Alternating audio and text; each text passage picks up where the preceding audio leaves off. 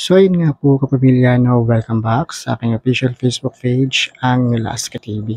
So yun nga po kapamilya, no, good news nga po ito para sa 8 showtimers, lalo na sa akin dahil sobrang nakaka-proud lang at good news din ito para sa staff ng 8 Showtime at yung pagod, hirap, puyat na iginugol nila dito talaga namang bawing-bawi.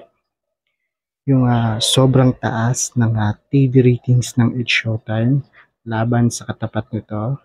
Nakakatuwa lang at naisipin na ang daming nag-abang sa historical na pagsanib puwersa ng GMA7 at ng ABS-CBN para maipalabas ang It's Showtime dito.